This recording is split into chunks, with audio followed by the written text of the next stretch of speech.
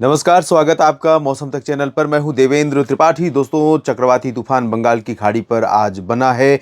कल रात में ही उम्मीद थी, अनुमान था कि ये कंसंट्रेट होगा एक साइक्लोनिक स्टॉर्म में, लेकिन कल रात नहीं बना। आज दोपहर के पहले साइक्लोनिक स्टॉर्म के रूप में इंटेंसिटी में पहुंचा ये सिस्टम, और फिलहाल इस सिस्टम का जो असर है, सिस्टम का जो ट्रैक है, वो तकरीबन अब क्लियर है पूरी तरह से, और ये म्यांमार की तरफ जा रहा है। भारत के पूर्वोत्तर राज्य जो हैं, मणिपुर और मिजोरम, साथ ही साथ त्रिपुरा और कुछ नागालैंड के हिस्से, इन भागों पर इसका सीधा प्रभाव पड़ेगा। इस सिस्टम के साथ साथ दोस्तों, आंध्र प्रदेश के तटीय भागों तक एक ट्रफ रेखा बनी हुई है। साथ ही साथ झारखंड के ऊपर यहाँ पर एक सर्कुलेशन है, उत्तर भारत पर एक डब्ल्यूडी पहुंचा हुआ है। इन सभी मौसमी सिस्टमों का असर भारत के कई क्षेत्रों पर पड़ने वाला है, लेकिन भारत के 70% से ज़्यादा एरिया पर आप देखिए मौसम पूरी तरह से साफ है, और गर्मी प्रचंड रूप से इन भागों में तमाम जगहों पर बढ़ गई है।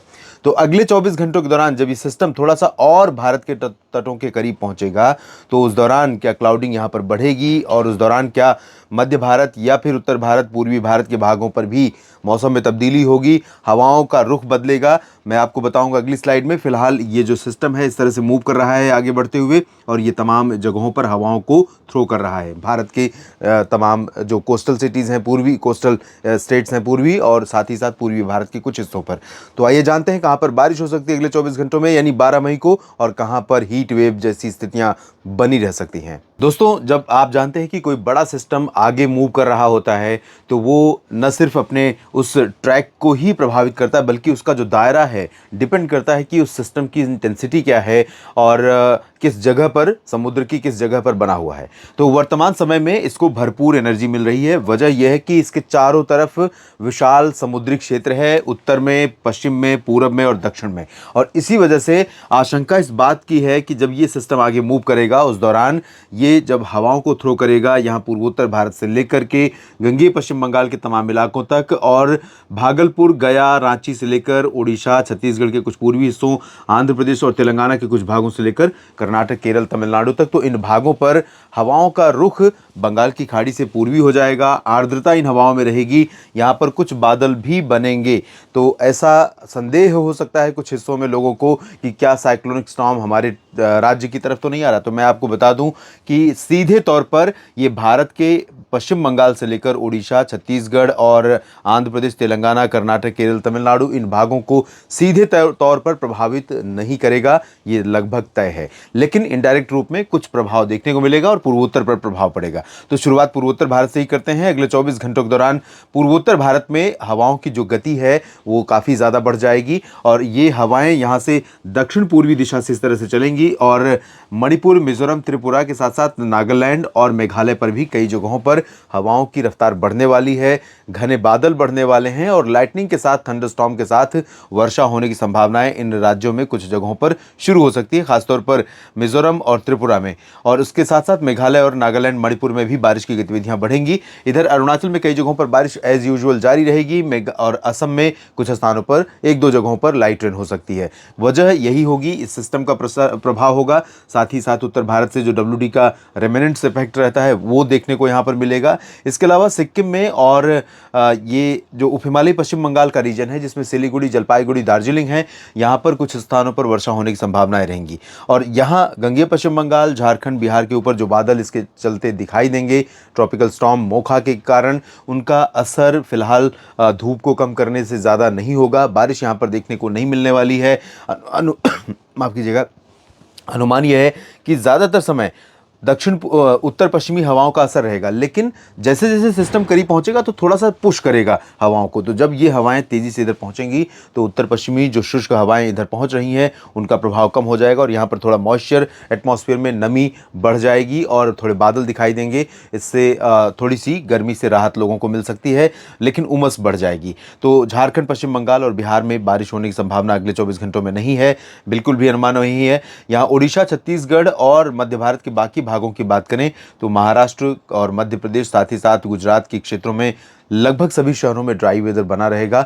गर्मी से बुरा हाल होने लगा है और इसका जिक्र पहले भी मैंने किया था कि जैसे ही बारिश बंद होगी परिस्थितियां बेहद असहनीय गर्मी वाली बन जाएंगी और वो स्थिति पैदा हो चुकी है। गुजरात सबसे भीषण गर्मी का सामना इस समय कर रहा है।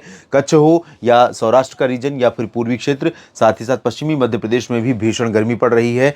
44-45 डिग्री सेल्सियस तापमान यहाँ पर कई जगहों पर अब पहुंचने लगा है। भोपाल, बैतूल, होशंगाबाद, छिंदवाड़ा और जबलपुर, उमरिया में भी काफ़ी ज़्यादा गर्मी रहेगी। लेकिन इंदौर, उज्जैन, धार, खरगोन, मंदसौर, खंडवा, इन भागों में काफ़ी ज़्यादा गर्मी होने की संभावना है। और जैसा कि मैंने बताया, कुछ बादल यहाँ पर दक्षिण पूर्वी मध्य प्रदेश के ऊपर भी पहुँच सकते हैं और यहाँ उड़ीसा, छत्तीसगढ़ में भी गर्मी रहेगी और थोड़े बहुत बादल रहेंगे। विदर्भ, मराठवाड़ा, मध्य महाराष्ट्र और कोंकण गोवा का रीजन भी पूरी तरह से गर्म रहेगा और यहाँ बारिश जो हो रही थी अब धीरे धीरे सिमट गई है। बादल भी यहाँ पर सांगली, सतारा, कोल्हापुर या सोलापुर में दिखाई नहीं देंगे। गोवा में थोड़ी बहुत वर्षा हो सकती है और बारिश यहाँ पर हो सकती है केरल और दक्षिणी आंतरिक कर्नाटक, तटीय कर्नाटक के भागों में। आंतरिक तमिलनाडु में कहीं कहीं पर बारिश की संभावना है। बाकी तेलंगाना और उत्तरी तटीय आंध्र प्रदेश या रायलसीमा, उत्तरी आंतरिक कर्नाटक के हिस्सों में फिलहाल ड्राई वेदर रहेगा। लक्षद्वीप में कई जगहों पर वर्षा होने के संकेत यहाँ पर दिखाई दे रहे हैं। उत्तर प्रदेश समेत उत्तर भारत के भागों की बात अगर करें तो यहाँ पर भी उत्तर पश्चिमी शुष्क हवाओं का असर बहुत ज़्यादा बना हुआ है और आगे भी बना रहेगा। थोड़े समय के लिए हवाएं कुछ समय वाराणसी, प्रयागराज, सोनभद्र, मिर्ज़ापुर, अयोध्या और हो सकता है जौनपुर, प्रतापगढ़ तक पहुँचें, लेकिन बंगाल की खाड़ी की हवाएं और इन हवाओं में थोड़े से मॉइस्चर का ऐड होना होगा, इससे ज़्यादा परिवर्तन नहीं होगा। बाकी जगहों पर पूरा जो उत्तर प्रदेश का रीजन है इन भागों में ड्राई विंड्स, लगातार शुष्क हवाएं चलती रहेंगी और मौसम बेहद गर्म बना रहेगा। हरियाणा, पंजाब, दिल्ली, राजस्थान में भी शुष्क मौसम ही रहेगा, बारिश की उम्मीदें नहीं है।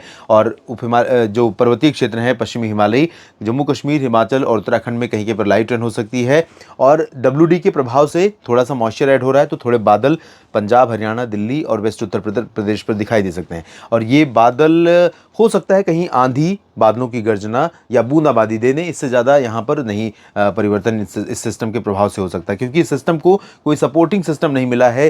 जैसा कि आमतौर पर साइक्लोनिक सर्कुलेशन मध्य पाकिस्तान एडजॉइनिंग पंजाब के ऊपर बनता है और अरब सागर से मॉइस्चर यहाँ पर आता है, तो अभी फिलहाल इसको सपोर्ट करने वाला कोई सिस्टम नहीं है और अपने आप में ये जो सिस्टम है WD वो भी बहुत ज़्यादा स्ट्रॉन्ग नहीं है।